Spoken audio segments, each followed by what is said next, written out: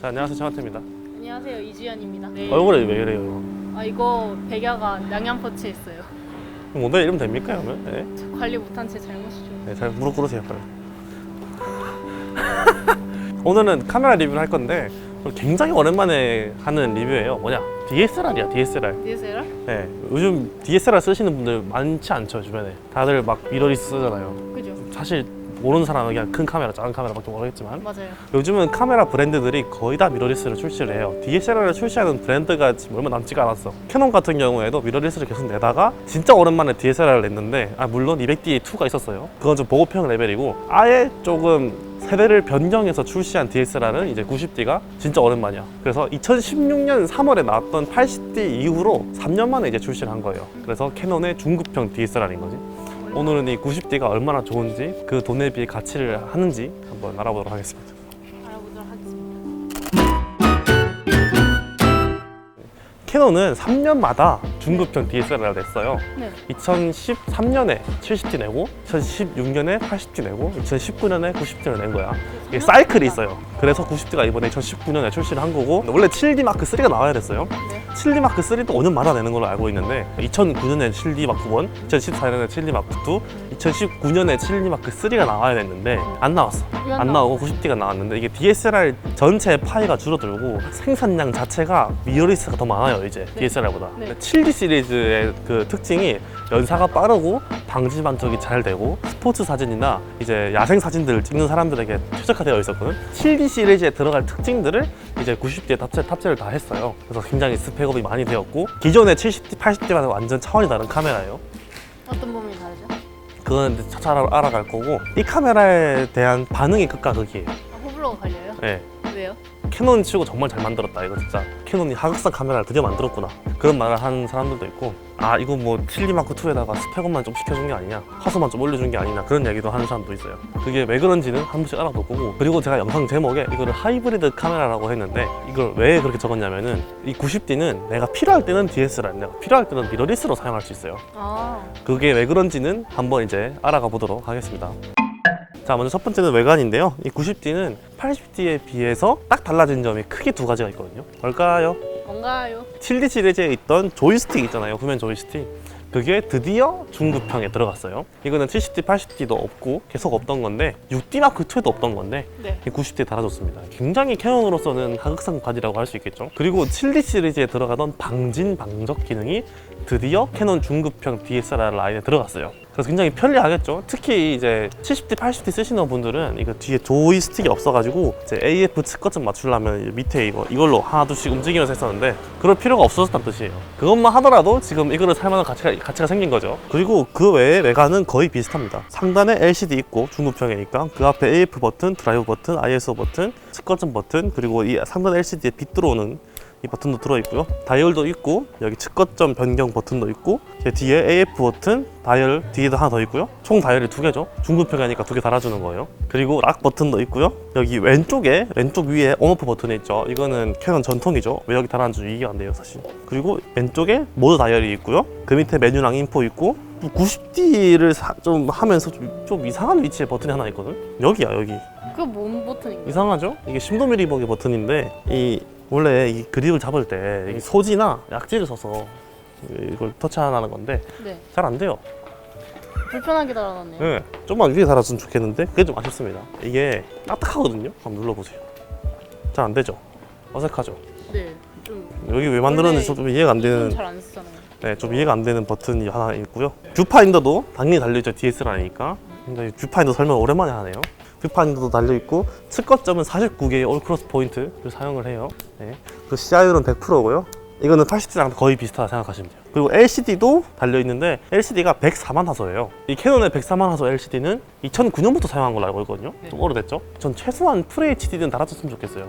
제 개인적인 바람이에요. 그건 좀 아쉬운데 색상 재현력은 잘 되는 것 같고요. 캐논이 원래 LCD가 좀 화사하게 나오거든요. 그리고 당연히 터치되고 멀티 터치를 지원하기 때문에 이제 손가락으로 플러스 마이너스 할 수 있어요. 이건 좀 편하더라고요. 그리고 당연히 돌아가죠. 돌아가서 셀카 찍을 수 있어요. 셀카 찍을 수 있고요.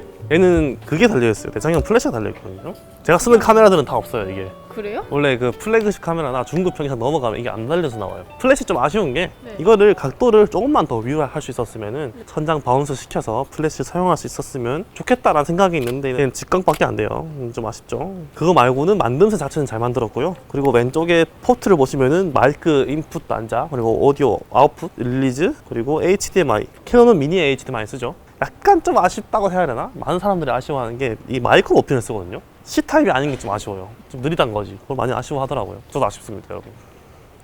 또 뒤에 그거 있어요. 그리고 배터리는 LP26N을 쓰거든요. LP26N. LP26N 써서 배터리는 굉장히 오래 가요. 이게 900장 찍을 수 있는 걸로 되어 있더라고, 10화 기준. 보통 그 작가님들이 많이 쓰시는 게 400, 500장 정도 돼요. 기준으로 했을 때. 근데 이게 10화 기준 900장이니까 실사용해서 연사를 갈긴다 그러면 2000장 넘게 찍을 수 있어요. 그래서 배터리 용량이 굉장히 크지. 왜냐, 이건 DSLR이니까 이제 LCD를 안 쓰잖아요. 액정을 안 쓰고. 네. 그래서 배터리가 더 오래 가요.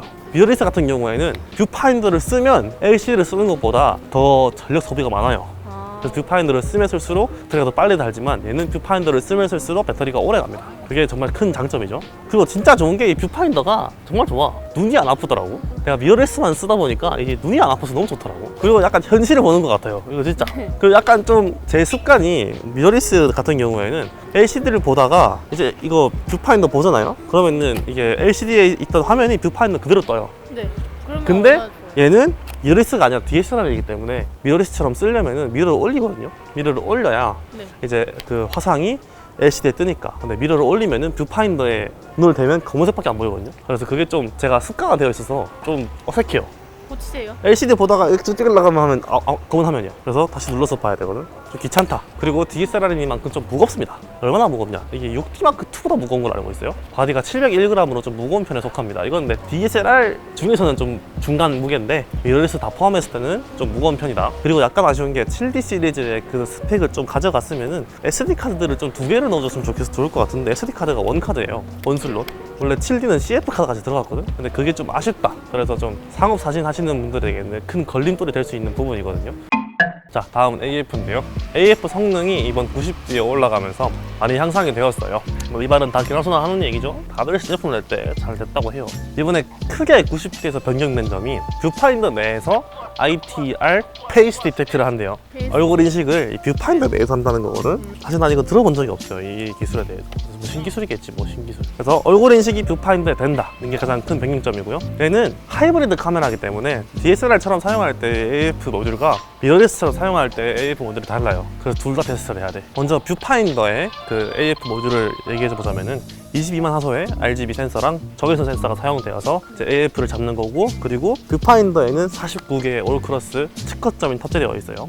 그리고 가운데는 최대 -5까지 저조도에서 검출이 가능하다고 해요. 많이 늘었죠? 8세 같은 경우에는 -3까지 됐거든요, 노출값이. -5면 그냥 캄캄한 거야. 캄캄한 건 된다. 테스트를 먼저 해볼까? 연사를 갈겨봅시다. 자, 여기까지 걸어와봐요. 저 어디서 나오나요? 잘 나와요. 거기서 좀 빠르게 걸어와요. 하나, 둘, 셋.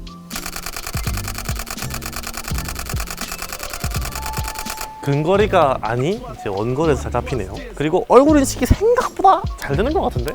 아, 그래요? 네, 특허점을 이제 사람 얼굴을 인식해서 사용되는 그런 기능을 켜놨거든요. 그런데 잘 되는 것 같아요. 제가 사람같이 생겼네요. 이거를 한번 찍어봅시다, 진짜. 너 이제 있어봐. 내가 뷰파인더를 찍어볼게. 하나, 둘, 셋. 이렇게 얼굴을 먼저 인식하는 걸 방금 보셨을 거예요. AF가 그렇게 크게 나가진 않는 것 같아요, 일상적인 상황에서는. 그런데 제가 뷰파인더로 촬영을 하면서 약간 아쉬웠던 게 조금 내가 쓰던 카메라들에 좀 느리거든. 왜냐면은 지금 DSLR 카메라 같은 경우에는 AF에 대한 문제점이 몇 개 있어요. 뭐냐, 일단 측거점이 보통 가운데에 몰려있기 때문에 아무리 이게 49포인트의 올크로스 측거점을 탑재했다고 하더라도 커버리지가 좀 작아요. 커버리지가 무엇이냐, AF 측거점이 화면의 전체의 몇 프로를 차지하는가가 커버리지예요.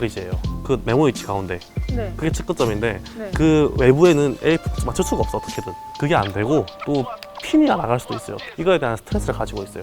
얘는 DSLR이면서 미러리스의 기능도 쓸 수 있다고 했죠. 그럴 때는 이제 얘는 이렇게 라이브 뷰를 켜면은 미러리스의 AF 시스템 모드를 그대로 쓰거든요. 네. 그래서 캐논의 듀오픽셀 AF를 그대로 사용하고요. 그래서 굉장히 빠르게 제 DSLR의 단점들은 없이 미러리스의 장점들을 사용할 수 있는 게 큰 특징이고요. 저는 그래서 뷰파인더로 찍었을 때보다는 이제 라이브 뷰로 촬영을 했을 때 좀 더 AF가 좋은 것 같아요. 정확하고. 그리고 이 카메라의 또 장점 중 하나가 라이브 뷰 상태에서 눈인식 AF가 드디어 들어갔거든요. 네. 원래 인물 사진의 기본이 눈에 초점 맞추는 거거든. 그죠. 근데 얘는 기본을 좀 더 쉽게 할 수 있는 기능이 들어갔다. 테스트 해봅시다. 자, 가까이 와봐요. 얼굴이 잘 되죠? 네, 눈인식이 됩니다. 다시 멀어져봐요. 네, 얼굴이 되는데 눈인식이 한계가 좀 있는 게 화면에서 눈이 차지하는 비율이 정해져 있는 것 같아. 눈이 이 정도는 커서야 눈인식을 제대로 해요. 눈 큰 사람들한테 불리하겠네요. 그렇죠. 그래서 어느 정도 멀어지면은 꺼져. 방금 보니까 눈을 왼쪽 오른쪽으로 옮길 수 있어요. 왼쪽 눈 맞췄지, 오른쪽 눈 맞췄지. 그런 기능 탑재되었는데 이게 아무래도 아직 캐논 같은 경우에는 눈인식 AF 기술을 그렇게 많이 탑재해서 낸 게 아니거든요. 네. 그래서 많은 데이터가 없을 것 같아요. 그래서 멀리 있는 상대의 눈을 제대로 잡을 수 없는 건지도 몰라요. 근데 이건 제 추측이고요. 그래서 계속 업데이트 시켜주면 좀 나아지겠죠. 근데 보통 인물 사진을 찍을 때는 얼굴을 좀 크게 찍죠. 상반신을 찍을 때 보통 이렇게만 찍으니까 그런 경우에는 잘 잡혀요. 이것도 한번 이렇게 오면서 찍어볼까? 라이브 상태에서 일로 와요. 하나, 둘, 셋. 이게 뷰파인더로 사용했을 때는 근거리에서의 AF가 좀 안 됐거든요. 근데 라이브 상태에서는 근거리에서도 AF가 잘 맞아요. 영상에서는 어떨까? 자, 이렇게 영상 녹화 중에서도 스탑 이렇게 하면은 얼굴 인식과 눈 인식이 동시에 되고요. 이 화살표가 바로 왼쪽 오른쪽 눈을 고를 수 있는 거예요. 눈 감아봐. 눈 감아도 작동이 되네. 약간 옆으로 있어봐. 네. 옆으로 있을 때는 이제 눈의 비율이 줄어들어서 안 되죠. 다시 일로 와봐. 네. 빠르게 됩니다. 이 정도면 충분하네요. AF 굉장히 장족이 발전을 했네요. 좋네요. 오, 좋네. 많이 발전. 네, 많이 발전했어요. 진작 넣어주지. 게다가 지금 제가 방금 4K로 찍었어요. 4K로 찍었거든요. 네. 원래 이 정말 캐논이 잘하세요. 안 좋은 이 습관이 있는 게 원래 급을 잘 나누거든. 네. 이제 보고평에 보고평, 중고평에 중고평 뭐 이런 게 있단 말이야. 그런데 얘는 이제 4K에서도 듀얼픽셀 AF를 사용할 수 있어요. 그래서 AF가 굉장히 빠른데 마크2에는 4K 안 넣어주고 막 RP에는 4K 넣어줬는데 듀얼픽셀 안 되고 막 이런 문제가 있었는데 얘는 그런 게 없다. 의외로 넣어줬네요. 네, 그래서 정말 정상적이게 4K를 잘 촬영할 수 있다. 그 좀 의아했던 게 비디오 AF를 할 때 어떤 피사체에서 저 피사체를 잡을 때의 속도랑 민감성을 설정할 수 있거든요. 뭔지 아시죠? 원래 그렇거든요. 중급형들은 다 그래요. 근데 얘는 그게 한정면 상황에서만 적용이 되거든요. 동영상 AF 추적 감도랑 속도가 있지? 네. 보면은 지금 동영상 서버 AF 추적 감도가 회색이지? 누르면은 네. 다음과 같은 기능 설정 시 사용할 수 없대. AF 방식. 네. 이걸 보니까 AF 방식이 네. 원포인트 AF일 때만 사용이 가능해요. 네. 그 외에 뭐 존 AF, 네. 스팟 AF, 얼굴 인식 트래킹 기능에서는 작동이 안 되거든요. 왜 이랬는지 저는 이해가 안 되네요. 왜 그랬나요? 근데 전 사실 안 쓰는 기능. 난 안 쓰는 기능인데 예, 사용하시는 분들은 짜증날 수 있다. 물론 이제 원포인트 AF를 사용하면은 그냥 터치해서 바꿀 수 있어. 속도를 조절할 수 있고. 그런데 막 짐벌을 사용하거나 뭐 특수기구를 사용할 때는 터치해서 할 수가 없겠죠. 네. 그럴 때에도 이런 민감도랑 속도를 조절을 할 수 없다는 거는 분명한 단점으로 작용될 것 같아요. 그 다음은 사진인데요. 캐논은 세대라는 게 있어요. 1800만 화소, 2400만 화소 이렇게 세대가 증가하면서 그 1800만 화소 카메라들은 스펙이 다 비슷하게 나오고 2400만 화소 카메라들은 다 비슷하고 이런 게 있단 말이야. 그래서 캐논 카메라는 센서를 거의 같은 거를 많이 내거든요. 사용성을 좀 변경시켜서. 그런데 그런 세대가 이번에 한 번 더 좋아졌어요. 그 다음 세대가 나온 거야. 이 90D의 센서가 바뀌었다. 화소가 늘어났다. 라는 소리를 듣고 제 주변 작가들이 뭘 했을까? 어떻게 리액션을 했을까? 리액션 해봐요. 예상해봐. 예상 리액션. 80D는 2420만 픽셀이야. 네. 근데 얘는 3250만 픽셀이래. 그럼 뭐가 좋을 것 같아? 사진이 좋겠죠? 사진이 이게 더 좋다고? 90D가? 네. 픽셀이? 네. 근데 사진가들은 그렇게 생각 안 해요. 그럼 어떻게 생각하죠? 센서가 작은데 화소가 높아지면은 네. 부작용이 생겨요. 아. 물론 표현할 수 있는 점의 개수가 많아지니까 디테일이 좋아지겠지. 그거는 무거워지. 상식적이야. 무거워지는 건 상식적이지. 그런데 이론적으로 같은 면적에 픽셀의 수가 많아지면은 픽셀당 크기가 줄어들 거 아니야. 똑같은 센서 크기니까. 그러면은 문제가 생기는 게 노이즈가 더 많아져요. 어째서요? 빛을 좀 더 적게 받으니까 픽셀이 작아지니까 노이즈가 많이 생기고 다이나믹 렌즈가 떨어질 가능성이 있어요. 같은 센서에서 픽셀이 많아지면은 그게 더 안 좋아져. 그래서 걱정을 먼저 하더라고. 저도 그런 생각 먼저 했어요. 그런데 센서가 이번에 바뀌었으니까 좀 더 나아지지 않았을까 라는 생각을 해요. 그래서 한번 테스트를 해봐야 될 것 같아요.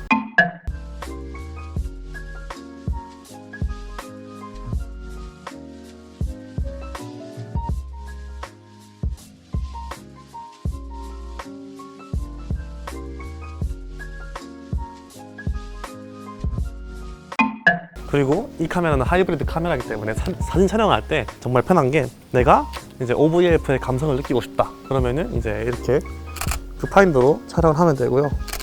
내가 미러리스처럼 편하게 찍고 싶다 그러면은 이제 라이브 뷰 기능을 켜면은 이렇게 LCD를 보면서 촬영할 수 있다는 게 가장 큰 90대 장점이고요. 이게 캐논 DSLR은 뷰파인더를 쓸 때나 라이브 뷰를 쓸 때나 AF가 둘 다 빨라요. 그래서 둘 다 사용해도 전혀 사용성에 문제가 없단 말이야. 그게 큰 장점이거든. 한번 몇 장 찍어 봅시다. Well, it's not as far-fetched as it may seem.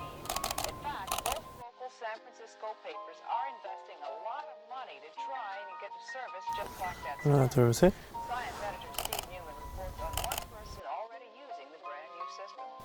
여기 보고. 그리고 이번 90대에서는 이제 드디어 16,000분의 1 셔터 스피드가 생겼어요. 굉장히 빠르게 셔터 스피드를 조절할 수 있죠. 진짜 내가 밝은 렌즈를 주광에 쓰고 싶다. 그럴 경우에 셔터 스피드를 굉장히 많이 올려서 촬영할 수 있어요. 이게 원래 안 됐거든요. 이게 왜 되냐? 얘는 전자식 셔터를 이용해서 찍는 건데 그럼으로써 생긴 기능이 하나 더 있어요. 무음 셔터. 아, 이게 DSLR들은 이제 저소음 셔터랑 무음 셔터를 지원하는 카메라들이 있거든. 네. 근데 그런 것들이 다들 뷰파인더 상태 찍을 때 미러를 조금 살포시 열었다 살포시 닫는 거란 말이야. 아, 그래서 촉팍 이런 소리가 난단 말이야. 네. 그래서 촬영 현장에선 절대 쓰면 안 되거든요. 탁탁 들어가면 진짜 존나 욕먹지. 그죠? 그런데 90대에서는 전자 셔터를 쓸 수 있기 때문에 라이브 뷰 상태에서 셔터 방식을 전자식으로 바꾼 다음에 찍으면은 찍어봐봐. 하나, 둘, 셋. 찍힌 거예요? 찍힌 거예요. 하나 둘 셋. 소리 안 난다. 이렇게 찍을 수 있다는 게 큰 장점이지만 연사가 안 돼요. 그거는 단점이에요. 네, 전자식 셔터 상태에서는 연사가 안 돼요. 좀 아쉽죠? 애초에 연사를 키면은 선택이 안 돼. 전자식 셔터가. 근데 좀 바꿔주세요. 그리고 연사 속도가 굉장히 빨라졌어요. 제가 말했듯 7D 시리즈의 장점들을 갖췄다 했잖아요. 뷰파인더 상태에서 초당 10장. 굉장히 빠르죠? 라이브 뷰 상태에서는 초당 11장이나 찍어요. 한번 찍어볼까요? 이거를 라이브 뷰로 바꾼다. 그러면은 더 빠르거든요. 하나, 둘, 셋.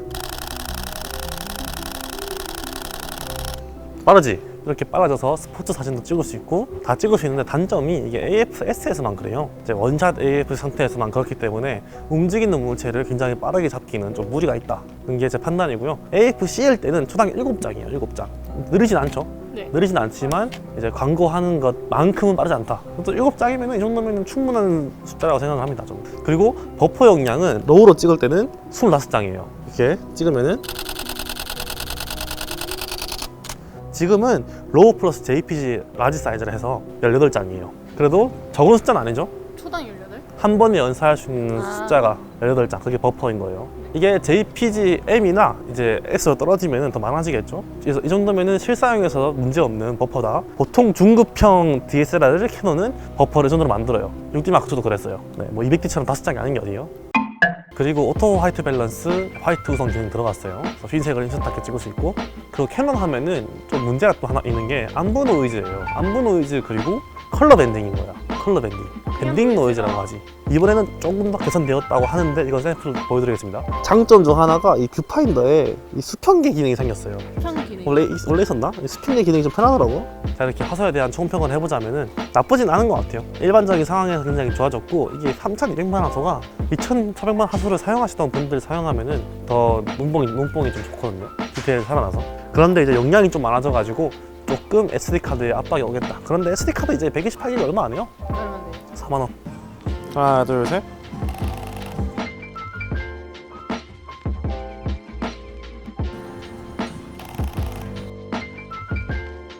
하나, 둘, 셋. 여기 봐.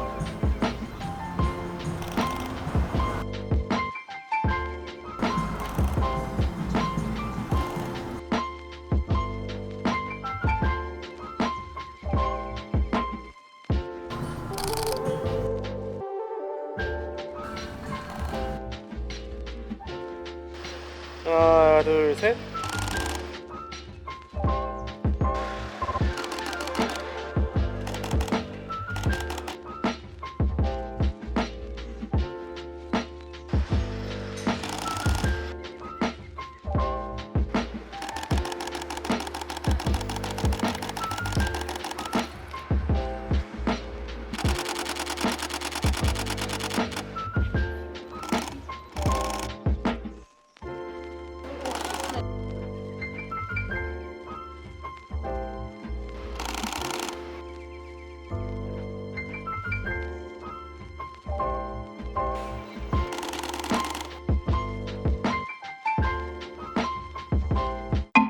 영상 드디어 4K 30p 되는데 중요한 점 논크롭 4K가 되거든요. 논크롭 4K. 캐논 DSLR 미러리 통틀어서 처음이에요. 원래 주변부가 잘렸거든요. 캐논 같은 경우에는. 캐논 같은 경우에는 픽셀 바이 픽셀을 사용해요. 2400만 화소의 센서를 쓰면은 내가 4K를 찍는다 그러면 가운데 820만 화소 썼어요. 네. 그럼 겉에 잘리죠? 그런데 얘는 3250만 원 사용하는데도 안 잘려요. 그래서 내가 만약에 16mm 영상을 찍고 싶다 그러면 16mm로 찍을 수 있어요. 그리고 4K일 때 듀얼 픽셀 AF를 사용할 수 있어가지고 AF 굉장히 빠른데 특이한 게 논크롭 4K를 지원하면서 크롭 4K로 지원을 해요. 선택할 수 있다는 네, 선택할 수 있어요. 그런데 좀 이상한 게 있더라고. 보면은 4K 동영상 잘라내기 있지. 설정을 하면은 네. 잘라내기를 사용하면은 촬영 및 대기 시 카메라의 온도가 높아져서 동영상 촬영이 불가능한 경우가 있다고 하거든. 잘라낸다는 걸 못 낸다는 거예요. 잘라내기를 켜면은 이제 발열이 생긴다는 뜻이겠죠? 왜 그렇죠?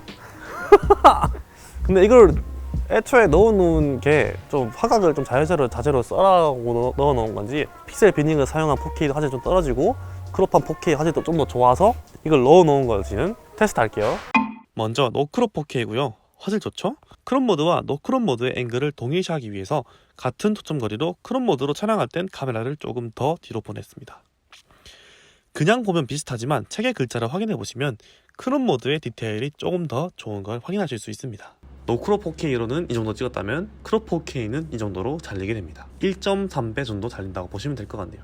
그리고 단점이 4K 24p를 지원하네요. 그게 좀 아쉬워요. 그리고 드디어 FHD에서 120프레임 돼서 슬로우 모션을 찍을 때 편리하게 찍을 수 있어요. 이게 원래 FHD에서는 60p까지만 가능했는데 120p까지 돼가지고 120p를 지원하려면 HD까지 내려갔어야 됐거든. 그럴 필요 없다. 정말 좋았죠. 그래서 비디오 그래퍼이신 분들도 드디어 캐논 카메라를 120프레임으로 FHD로 찍을 수 있다는 게 장점인데 네. 함정이 하나 있죠. AF가 안 돼요. AF가 안 된다고요? 네, AF가 뭔지 알죠? 그거 자동 초점. 그렇죠. 네. 그게 안 돼요. 120프레임에서. 이게 안 되는 게 또 웃긴 게 뭐냐면 120프레임 만들잖아? 그러면은 영상을 찍기 전에는 네. AF가 돼. 네, 찍는 순간? 안 돼. 그래서 MF로 촬영을 해야 돼요. 네. 그런데 물론 이 카메라는 MF 피킹 기능이 들어있어요. 슬로우 모션을 찍을 때 이제 초점 링 돌리면서 찍으면 찍을 수 있어. 네. 근데 불편하다는 거지. 불편하다는 그렇죠. 거야. 그리고 조금 잘려요. 그리고 오디오 녹음도 안 돼요. 영상 찍는데 이 오디오가 녹음이 안 된다고? 왜냐면은 이 슬로우 모션 같은 경우에 오디오 안 써요. 왜냐? B컷으로 사용되고 인서트로 네. 사용되기 때문에 어차피 안 쓰긴 하는데 아쉽다. 하여튼 그렇게 스펙업이 되었지만 몇 가지 함정이 있다. 한번 동영상 찍어볼게요.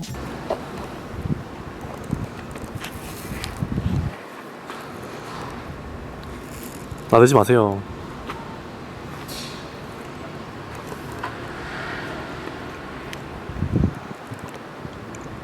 안녕하세요 사진쟁이 여러분, 저는 최하태입니다. 지금은 90D를 조명이 있는 상황에서 촬영하고 있고요. 렌즈는 18135 그리고 ISO는 200, 셔터 스피드는 60, 조력이는 3.5로 최대 개방해 놓은 상태입니다. 풀 HD인가 지금? 네, 동일한 세팅 값에서 4K로 변경했고요. 화질이 좀 다른가요? 적정 수준으로 잘 찍을 수 있을 것 같아요.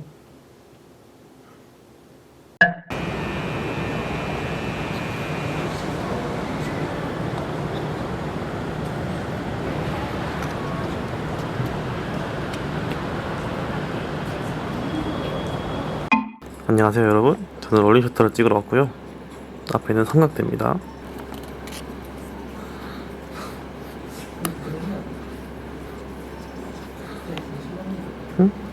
별로 안 심하네요. 4K 크롭일 때 한번 해보겠습니다. 왜 이렇게 심하지? 4K 크롭일 때 롤링 셔터가 심하네. 띠용. 풀 HD일 때 어떨까요?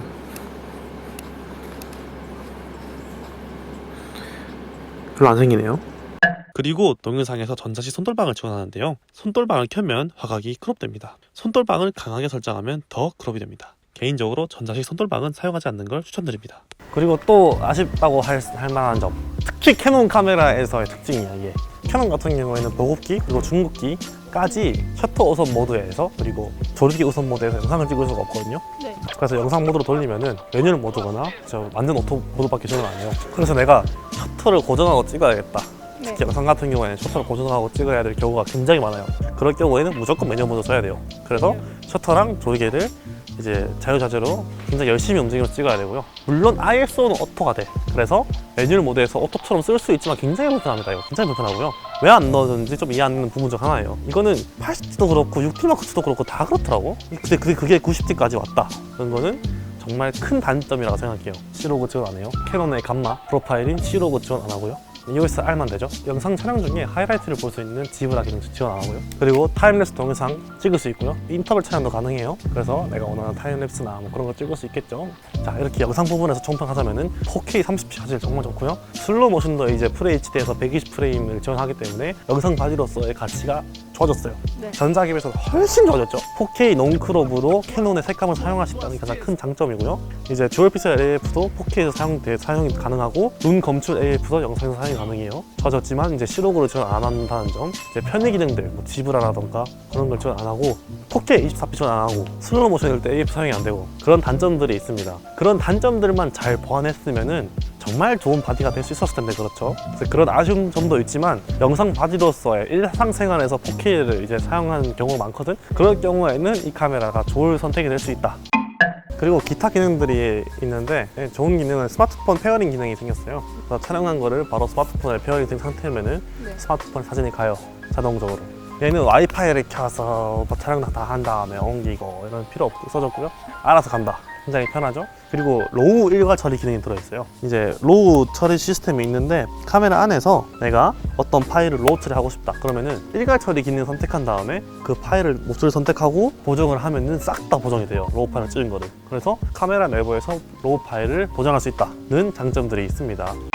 근데 지금 2019년에 DSLR이 새로 나왔는데 이거를 지금 살 가치가 있을까 생각하시는 분들이 있을 거야. 미러에서 사라! DSLR 쓰레기다 라고 하시는 분들이 많은데 그거는 굳이 그럴 필요 없어요. 그냥 쓰고 싶은 거 쓰면 되는 건데 특히 90D 같은 경우에는 개인 취향 따라 살 수 있게 정말 잘 만든 카메라인데 이유가 세 가지가 있는데 첫 번째는 캐논 DSLR 렌즈들이 정말 싸고 저렴하고 다양해요. 서드파티 렌즈들도 굉장히 많죠. 50mm f1.8 렌즈만 해도 10만 원이면 사고요. 35mm도 굉장히 저렴한 렌즈들 많고 서드파티라고 포함하면 뭐 시그마 30.8, 30.4 네. 20만 원 이런 거 사거든요. 네. 얼마나 좋습니까? 굉장히 저렴하고요. 이번은 아직 DSLR의 장점들이 유효해요. OVF, 눈이 안 아프죠? 시력 저하가 생길 염려가 좀 적죠? 그리고 내구성, 방 떨어뜨렸거든요.